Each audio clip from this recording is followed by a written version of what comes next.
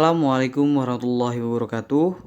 Nama saya Lingga Widiawan, mahasiswa Ilmu Pemerintahan, Fakultas Ilmu Sosial dan Ilmu Politik, Universitas Sultan Ageng Tirtayasa. Di sini saya akan mempresentasikan laporan akhir magang saya yang telah dilaksanakan pada bulan Agustus tahun 2021. Topik yang saya kaji pada presentasi kali ini adalah produk administrasi yang dikeluarkan oleh Ombudsman Republik Indonesia Perwakilan Provinsi Banten. Sebelumnya saya mengucapkan terima kasih sebanyak-banyaknya kepada berbagai pihak terkait yang sudah membantu saya dalam menyelesaikan program magang ini, terutama kepada Ombudsman Republik Indonesia Perwakilan Provinsi Banten yang telah berkenan mengizinkan saya untuk melaksanakan praktek magang di Ombudsman Perwakilan Provinsi Banten. Tak lupa kepada program studi ilmu pemerintahan yang sudah mensupport sehingga praktek magang ini dapat diselesaikan dengan lancar dan baik.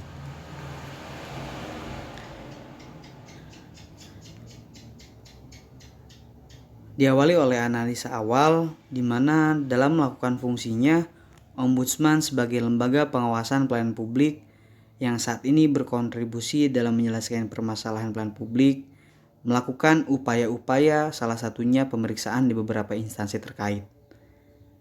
Dalam menindaklanjuti hal tersebut, maka harus melalui beberapa penyaringan klasifikasi data dan dokumen sebagai langkah untuk penyelesaian masalah secara objektif. Sehingga saya sebagai mahasiswa pemerintahan yang sangat kental mengenai kajian pelayanan publik tertarik untuk mengikuti magang di lembaga Ombudsman sebagai sarana aktualisasi teori yang sudah saya dapatkan di bangku perkuliahan di prodi ilmu pemerintahan.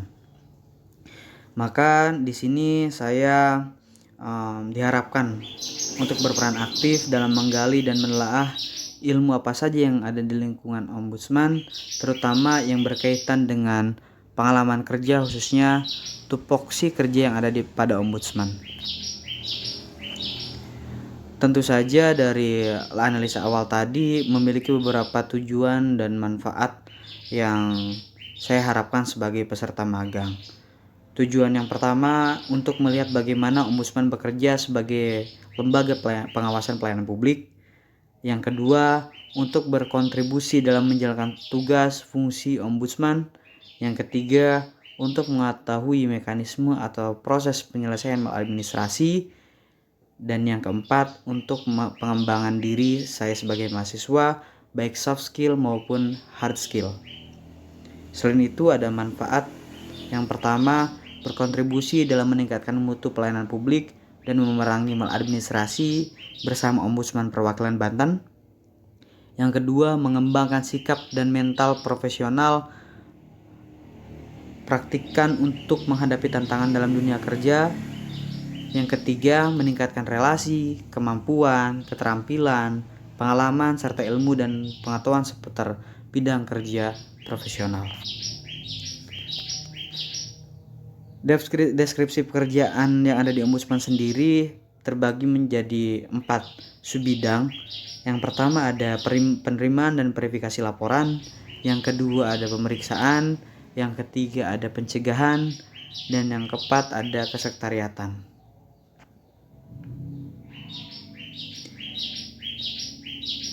Mengacu kepada yang sudah saya bilang di awal tadi bahwa saya lebih mengkaji kepada produk administrasi Ombudsman Republik Indonesia, khususnya perwakilan Provinsi Banten, maka di sini saya akan menjelaskan bagaimana produk yang dikeluarkan oleh Ombudsman Republik Indonesia Perwakilan Provinsi Banten.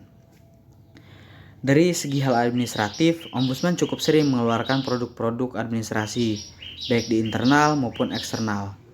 Akan tetapi, yang memang menjadi produk pasti dari Ombudsman adalah dokumen-dokumen yang dikeluarkan berdasarkan input yang masuk, seperti adanya pelaporan yang nantinya akan berujung kepada dibuatnya produk-produk administrasi untuk menindaklanjuti laporan tersebut. Nah, antara lain, yang pertama, laporan hasil pemeriksaan dokumen atau yang biasa disebut dengan LHPD, di mana dokumen ini merupakan produk dokumen yang muncul apabila verifikasi formil maupun material lolos verifikasi, sehingga laporan tersebut masuk ke dalam dokumen tersebut. Yang kedua ada surat pemanggilan pelapor atau terlapor sebagai tindak lanjut dari laporan yang telah masuk. Ketika sudah masuk LHPD, otomatis laporan itu harus ditindaklanjuti. Salah satunya dengan surat permohonan atau pemanggilan pelapor atau terlapor. Yang ketiga ada surat permohonan klarifikasi 1, klarifikasi 2 dan lanjutan sebagai upaya pengumpulan data dan informasi dari kedua belah pihak dan juga sekaligus media yang dipilih untuk penyelesaian perkara. Jadi setelah melakukan pemanggilan melalui surat pemanggilan, lalu dilayangkan pula surat klarifikasi dan sebagai upaya media untuk penyelesaian perkara tersebut. Dan lalu ketika memang mediasi tersebut sudah dilakukan, maka akan ada laporan akhir hasil pemeriksaan atau yang biasa disebut dengan LAHP sebagai laporan akhir dari mekanisme pengaduan atau laporan tersebut, di mana Ombudsman mengeluarkan ini sebagai bentuk korektif terhadap lembaga atau instansi tertentu, instansi pelayanan publik tertentu, agar diberikan langkah-langkah untuk melakukan pelayanan publik yang baik dan menjauhkan atau mencegah dari celah-celah maladministrasi kemudian yang pada sebelumnya terjadi permasalahan. Dan yang keempat, di luar dari mekanisme pelaporan tadi, di mana Ombudsman sendiri sebagai pengawas pelayanan publik tentu saja melalui beberapa kondisi dan situasi, lalu tantangan-tantangan dalam melakukan fungsinya dan lain sebagainya. Maka ada beberapa buku, baik itu undang-undang mengenai Ombudsman sebagai landasan hukum dia berjalan, lalu ada profil Ombudsman, serta buku-buku yang merangkum bagaimana jalan Ombudsman dalam melaksanakan tugasnya. Hal itu bisa kita baca, bisa kita cari di website Ombudsman seperti itu. Kegiatan magang Ombudsman berdasarkan data per minggu yang saya laksanakan pada bulan Agustus tahun 2021 kemarin. Di minggu pertama, pengenalan seperti Ombudsman secara definisi maupun fungsi, sekaligus menganalisa ketertarikan pada konten media Ombudsman, di mana kami atau saya sendiri sebagai peserta magang jelaskan seputar Ombudsman, baik itu definisi apa itu Ombudsman, lalu kepada fungsi dan ketertarikan pada media Ombudsman, di mana kami dituntut untuk menganalisa menggunakan SWOT terhadap media sosial Ombudsman, baik itu Twitter, Facebook dan lain sebagainya. Di minggu kedua kami melaksanakan praktek pembuatan LHPD yang sudah saya tadi jelaskan di awal, bagaimana LHPD itu merupakan produk administrasi dari Ombudsman, terutama ketika ada pelapor yang memang sudah memenuhi persyaratan formil maupun material. Dan kita diajarkan pula mengenai alur koreksi. Jadi LHPD itu tidak semena-mena langsung di ACC dengan mentah, akan tetapi ada beberapa penyaringan melalui alur koreksi seperti itu. Di minggu ketiga, kami diajak untuk mendampingi penerimaan laporan sekaligus penyusunan kronologis laporan beserta koreksinya. Seperti itu. Jadi kami diajak untuk mendampingi asisten dalam menerima laporan, di mana di situ kita atau saya sendiri banyak menerima ilmu serta pengalaman, karena ada di luar konteks yang teori, di mana kita diajarkan untuk bagaimana mengamati emosi pelapor, lalu bagaimana menanggapinya dan lain sebagainya, sehingga kita dituntut secara mental untuk mengetahui kondisi dan situasi yang ada seperti itu. Dan juga setelah laporan diterima, maka kami diajak untuk menyusun kronologi berdasarkan susunan yang baik dan benar seperti itu. Dan di minggu keempat peserta atau saya sendiri diajari untuk mempelajari dan praktek input data pada akses dan simpel, di mana kita tahu sendiri bahwasanya di era digitalisasi ini, instansi pelayanan publik seolah diharuskan untuk memberikan pelayanan via daring, terutama dalam akses-akses pelayanan publik.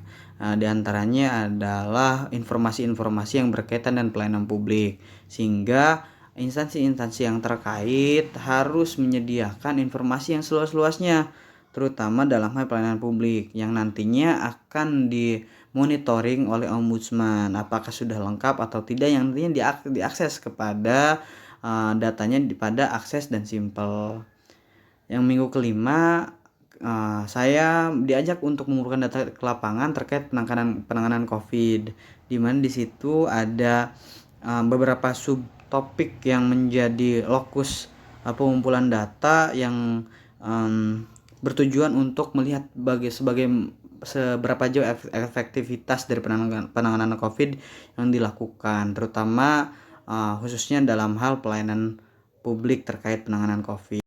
Di minggu ke-6 sendiri kami diperintahkan untuk menyusun laporan berdasarkan data yang telah didapat pada minggu kelima tadi ketika turun ke lapangan, di mana di situ juga kami mempresentasikan kepada pihak ombudsman apa saja yang kami dapat di lapangan, data-data apa saja, lalu bagaimana jalannya praktek magang ini selama 1 bulan kurang lebih di ombudsman, seperti itu. Apa saja kesan-kesannya dan juga bagaimana kesimpulan serta rekomendasi untuk ombudsman lebih baik lagi, seperti itu. Lalu yang selanjutnya ada dokumentasi, di mana di sini kita bisa lihat bersama ada beberapa dokumentasi yang memperlihatkan praktek magang di ombudsman, mulai dari minggu pertama tentang dijelaskannya bagaimana fungsi, lalu penerimaan tamu, lalu bagaimana alur koreksi dalam pembuatan LHPD itu dijalankan, sampai dengan diskusi analisa mengenai media cetak terhadap penanganan dan pencegahan celah-celah maladministrasi di Provinsi Banten khususnya.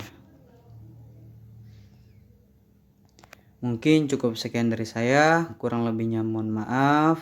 Sekali lagi saya mengucapkan terima kasih banyak kepada semua pihak yang terkait.